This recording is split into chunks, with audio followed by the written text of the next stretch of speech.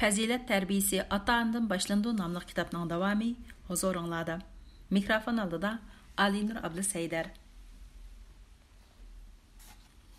Dastlabki tərbiyəni to'g'ri tunish. Dadam buningdan 40 yil burunla ayni vaqtdagi ma'rif usuli qarata astoydil mulohiza yurgizgan. Mulohizlarning cho'nqilishiga ayishib, u ayni davrdagi ma'rif usulidan gumonlanishga boshlagan. Ham bara-bara Bala tərbiyəsini çoxum 8 yaşdan başlaş kerak. Tərbiyə bək baldır başlansa, balalarning sağlamlığına ziyan yetkizidi. Bir odamning kelgusidagi taraqqiyoti uning tug'ma talantiga bog'liq degandek nopozliq ma'rif nuqtai nazarlarga qarshi turdi.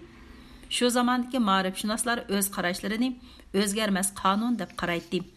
Halbuki dadam bu nuqtai nazarlarni qilcha asosi yo'q, muvofiq tarbiyani balduroq boshlash balalarning o'sib yetilish qonuniyatiga bakrak uyg'un deb qaraydi. U qadimgi zamonga oid nurg'un materiallarni ko'rish orqali shuni tushunganki, qadimgi Yunon davridala Afinaliklarda dastlabki ma'rif tarbiya an'anasi mavjud bo'lib, ayni davrda Afinadagi talant egalarining hayron qolarlik darajada ko'pligimi mush sababdan bo'lishi mumkin deb qaraydi. Balalarni haqiqiy ilmiy tarbiyadan bahramand qilish uchun dadam balalarning o'sib yetilishiga texim foydali bo'lgan bir yurish tarbiya usulini tepib chiqishga bel bog'lagan edi. U izlab topqili bo'lganligi qadimgi Yunon va qadimgi Rim hujjatlarini astoydil ko'rib chiqib, Afinaliklarning bola tarbiyasi nazariyasini tadqiq qilgan edi. Shunday qilib, dadam davr ehtiyojiga mos bo'lgan ma'rif nazariyasini paydam-pay shakllantirgan. Ham tarbiya balaning buvoqliq mazgildan boshlanishi kerak deb qaraydi. Dadamning tarbiya usuli nopozliq ma'rif qarshiga uyg'un kelmaganligi uchun nurg'un odamning qarshiligiga uchragan edi. Hatta u meni mush usul bo'yicha tarbiyalab muvaffaqiyat qozongan bo'lsa-mu, yana ko'p qism kishilarning e'tirof qilishiga erisha olmagan edi. Kishilar mening muvaffaqiyatimni boshqalarni besib tushadigan tabiiy talantning to'pisi deb tushunishni bakroq xohlaydi. Buning sababi dadamning nazariyasi amaliyotda qo'llanilish fursatiga erisha olmagan. Kishilar hamisha meni bir tasodifiylik, alohida misol deb qaraydi. Yillarning o'tishi bilan dadamning tarbiya usuli bara-bara kishilar tarafidan unutilib ketdi. Dadamning o'g'li bo'lganligim, shundaqla bu tarbiya usulidan eng avval manfaatdor bo'lg'uchi bo'lish sifatim bilan uning tarbiya nazariyasini tonishtirib, keng avj oldirish majburiyatim bor deb o'ylayman. Bir qancha yillardan buyon professor Xoyis ikkimiz necha minglagan bola ustida tadqiqot va sinoq elib bordik. Dastlabki tarbiyaning bolalarning aqliy iqtidorini shaksiz yuqori ko'targanligini faktlar isbotladi. Dastlabki tarbiya siniqiga qatnashgan bolalarni bu tarbiya planiga qatnashmagan bolalar bilan solishtirganda, ularning sinoqdilgan nomeri 15 nomerdan 30 nomergacha yuqori chiqqan. Ularning zo'r ko'pchiligi aqliy qobiliyatning nisbatan yuqori pallasida turgan bo'lib, o'rganish natijasi jihatdan boshqa bolalarning xilil oldiga o'tib ketgan. Biz dastlabki tarbiyaning uzoq muddatlik unumini tekshirish uchun dastlabki tarbiyani qabul qilgan 145 bolani 8 yilgacha esqoqlab kuzatdik. Eng oxirgi natija shu isbotladiki, ularning har qaysi jihatlardagi iqtidori teng yoshdagi bolalardan ko'rinarlik yuqori bo'lgan. Ularning 8 yosh, 10 yosh, hatto 15 yosh vaqtlaridagi natijalarimi odatdagi bolalardan ko'p yuqori bo'lgan. Bizning sinoq obyektlarimiz normal bolalardan boshqa yana tug'ma ojiz bolalar va Darul Tamdagi yetim bolalarni o'z ichiga oladi. Shundaqdimi oxirgi xulosa yana o'xshash. Ya'ni dastlabki tarbiya bolalarning o'sib yetilishiga intayin cho'nqur ta'sir ko'rsatadi. Agar tarbiya 5 yoshdan keyin boshlansa, u chaqda tarbiyaning oltin mazgili allaqachon o'tib bo'lgan bo'ladi. Kishilarda bolalarni bilim bilan bek baldir uchrashtirmaslik lozim. Bo'lmasa bolalar balalik xo'shalliqi va normal o'sib yetilish erkinligidan mahrum bo'lib qoladi deydigan ko'z qarash bor. Durust, buningmi to'g'ri taraflari bor.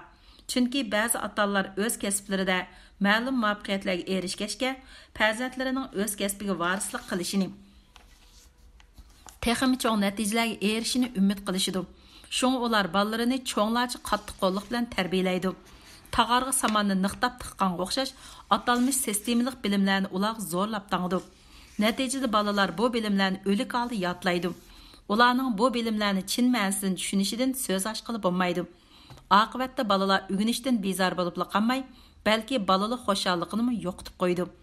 Bolalarni xo'shallikdan haqiqiy mahrum qiladigan asli ma'nodagi dastlabki tarbiya bo'lmasdan, balki ilmiy bo'lmagan, bunining uchini ko'radigan atalmish dastlabki tarbiyadir. agar to'g'ri usul bilan yetaklasak, o'rganish bolalarga nisbatan jafoliq vazifa emas, balki ko'ngillik o'yinga aylandi. Shaxsan mening o'sib yetilish jarayonim bu nuqtani muayyanlashtirishga yetarlikdir. Dadam balalarning psixikasini tushungachga, xo'shal, ozodi kayfiyatda o'rgatish usulini qo'llangan. Bu xil tarbiyani qabul qilish jarayonida men azaldan ma'nsizlik his qilib boqmadim. Men o'rganishdan iborat bu o'yinda cheksiz xo'shal bo'lardim. Onunğa bir berilib ketsem hammani unutuydim. Ba'zida dadam meni o'rganishdan to'xtatib, men bilan birga o'ynaydi. Yoki meni dalaga ilib berib o'yintatdi. Biroq bizning o'yinimizmi bir xil o'rganish edi. Men biologiyaga doir nurg'un bilimlarni daladagi o'yin jarayonida o'rganib olgan. Amaliyotda mening balalik davrimning har bir minut sekundi xo'shal xo'ram holatda o'rganish bilan o'tgan edi. Professor Xoyes ikkimizning tadqiqotdan erishgan xulosamiz shu bo'ldiki, ziyoda baldur ham majburiy o'rganish kirishgan bolalar osonla charchash his qiladi. Inkosmi asta bo'ladi. Bundaq bolalar cho'ng bo'lgandan keyin kasbdagi mag'lubiyatga dodil yuznalmaydigan, tavakkülchilik va izlanish ruhi kamchil odam bo'lib qoladi. Shuning uchun dastlabki tarbiya cho'qim ilmiy, xo'shal xo'ram kayfiyatda elib berilishi kerak. Undaq bo'lmaydi ekan, aksicha natija beradi.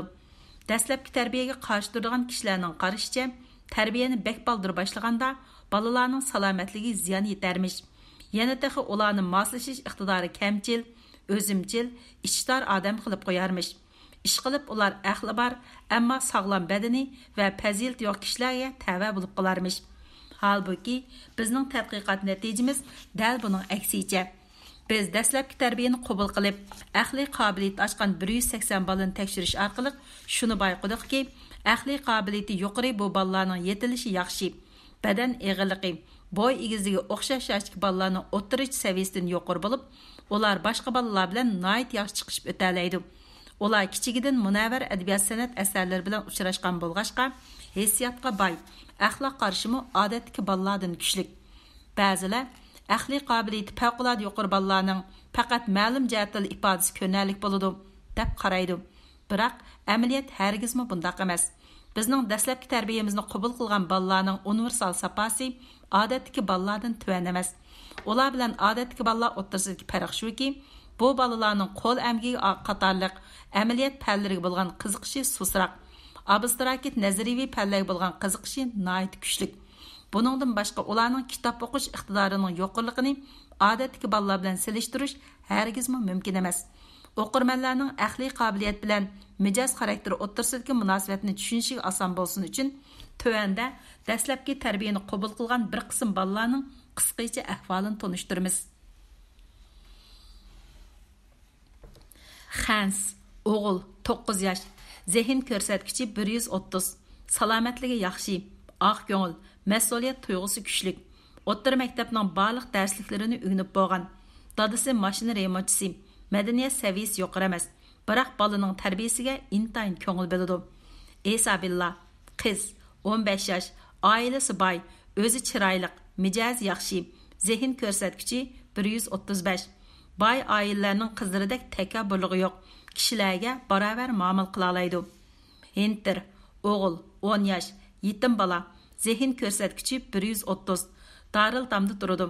O'rganish surati tang yoshdagi bolalardan 3 yil baldir. Astoydil, rasm chizishga mahir, ota-onasi o'lib ketgan bo'lsa-mu, nihoyat umidvor yashaydi. Hamma odamga o'xshash muomala qiladi. Davi, 8 yosh, zehn ko'rsatkichi 130. Dadasi oliy maktabning professori. Apasi Aqso'nk oilasidan kelib chiqqan bo'lib, turmush sharoiti nihoyat yaxshi. Bu bola kitob o'qishga amroq, egilagan bilimi tang yoshdagi bolalarnikidan xeli ko'p. Biroq o'zi sho'x va ochiq yo'riq, o'yinga amroq. Kichigidan tani ojiz bo'lg'achqa, eg'ir tantarbiya harakatlariga qizg'inligi yo'q. GF, qiz, 7 yosh, zehn ko'rsatkichi 130. Kichigidan qorong'udan qo'rqidi, yig'lang'u. Yaqindan buyon biroz o'ng'ishilib qoldi. Salomatligi nihoyat yaxshi, ko'yimchan, apasi do'kon xo'jayini. Yohan, o'g'il, 7 yosh, zehn ko'rsatkichi 130. Latin tiliga usta. She'rlari gezish jurnallarda ko'p qatim e'lon qilingan. Kuchlik mustaqil yashash iqtidoriga ega. Tashabbuskorlik bilan uy ishlariga yordamlashadi. Dadasi o'qituvchi. Monika, qiz, 11 yosh, zehn ko'rsatkichi 138. Naqsh usulga mahir, Maktab uyushtirgan she'r, rasm, tarix bilimlari musobaqasida qayta mukofotlangan. Do'st tutishga amroq, tabiatni so'ydi. Biologiya bilimi mo'l. Dadasi ko'nchilik do'konning xo'jayini, onasi burunli o'lib ketgan. Bolk, o'g'il, 8 yosh, Darıltamdan yetim bola. Zehn ko'rsatkichi 140. Ijodiy xizmatlarga amroq, harakatchan, notanish kishilardan tortinmaydi. Azaldan turmush sharoitidan zorlanmaydi. Kishining masligini keltiradi.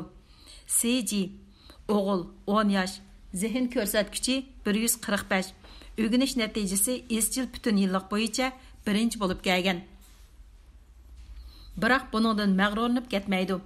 O'simlik avrishkilarini yig'ish va yasashga amroq. Dadasi Bastır. Anne, qiz, 12 yosh, zehn ko'rsatkichi 150. O 2 oylik vaqtida dadasi dastlabki tarbiyani boshlagan. Keyin yorilinib, meyib bo'lib qolgan. 10 yoshida maktabga kirib, 2 yildan keyin sinf atlab, o'rta maktabga chiqqan. Gerçi meyib bo'lsa-mu, faqat o'zini kamsitmaydi. Yana taxi harakatni va o'yinni yaxshi ko'radi. Tesi, o'g'il, 7 yosh, zehn ko'rsatkichi 145. 6 yoshida maktabga kirgan. 1 yildan keyin sinf atlab 5-yilga kirib o'qigan. Dadasi yil bo'yi sirtda savdo qiladi. Uning dastlabki tarbiyasini dadasi ustiga olgan. Gerçi Amdil 7 yoshga kirgan bo'lsa-mu, nayt qaysar, prinsipchan, haq-nahaq qarshi aniq. Yuqoridagi misollar 1400 nafar sınaq obyekti ichidan mundaqla tanlab chiqqanlarimiz. Bizning tadqiqot natijamizdan ma'lumki, ilmiy bo'lgan dastlabki tarbiyani qabul qilgan bolalar odatdagi bolalarga qaraganda tuvandikidek afzalliklarga ega. Birinchi, badanning yetilishi yaxshi. Ikkinchi, diqqatini markazlashtira oladi. Uchinchi, tili odatdagi bolalardan tez chiqadi. İfodalash iqtidorimi ulardan kuchli. To'rtinchi, logikalik tafakkur iqtidorimi odatdagi bolalardan kuchli. Beshinchi, o'zi bilmaydigan shaylarga nisbatan kuchli qiziqish va izlanish xohishiga ega. Oltinchi, psixik sapasi yuqori. O'ngsizlikqa uchraganda kayfiyatini kontrol qila oladi.